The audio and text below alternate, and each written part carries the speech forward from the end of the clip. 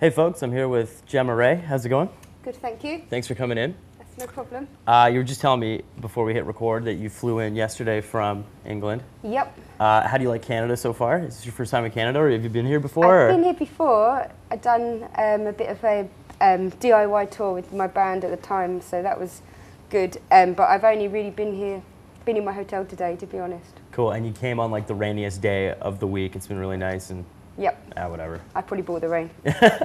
Well, first of all, I was gonna ask you about your name, but Gemma Ray is your actual name. That's your real name? Mm-hmm. I thought it was maybe an alias or something. It's my real name for doing music. Cool. So if I piss you off, you're not going to turn into like a green superhuman and maybe, or I might have a more discreet superhuman power that involves gamma rays and things like that. Cool. That was my connection. But there is kind of a comic book connection to this album. Just the artwork on the inside and the title "Lights Out Zoltar." Is Zoltar a G-Force reference? Is it an obscure Superman reference?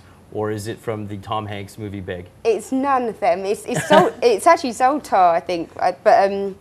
Zoltar, sorry, yes, Zoltar.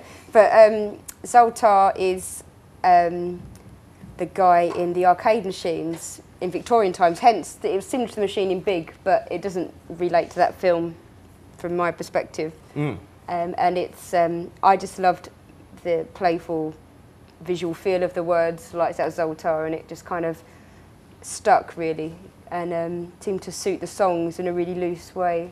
Well, I mean, it's a great title because you look at it and you're like, okay, who's Zoltar? Like, I found myself Googling, and then I was YouTubing and watching like... Just the imagery of that guy in the machine is really strong, and it's also kind of loosely about the struggle of science versus superstition, kind of, whether you make your own fate or believe that it's been created for you, and it kind of plays around with that theme a little bit too in the songs.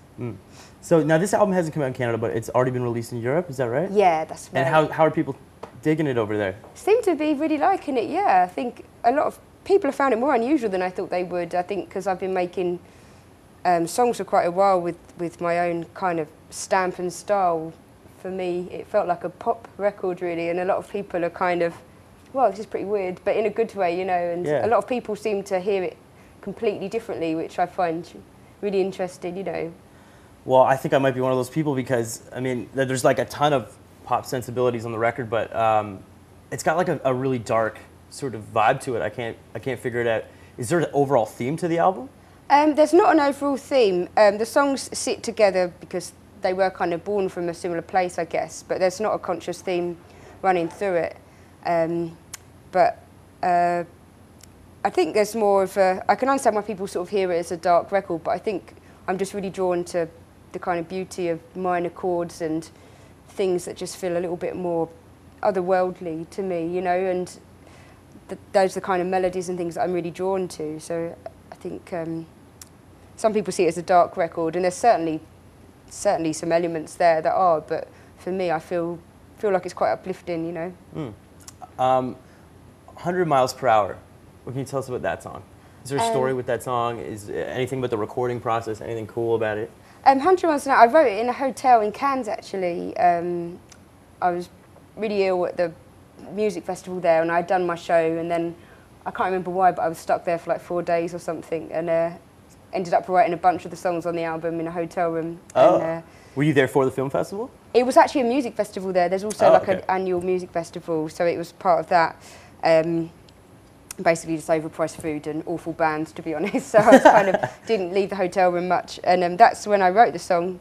But I guess it's just about, just a really obvious parallel with like trying to get a old car up a hill, and that feeling that we all get sometimes when you're trying to sort of get somewhere and you can't quite get there, and I guess maybe that kind of draws parallels with not really feeling physically that great and mentally wanting to be in a more active place than I was. But I mean, I guess everybody sort of needs that little push once in a while. You know what I mean? Yeah.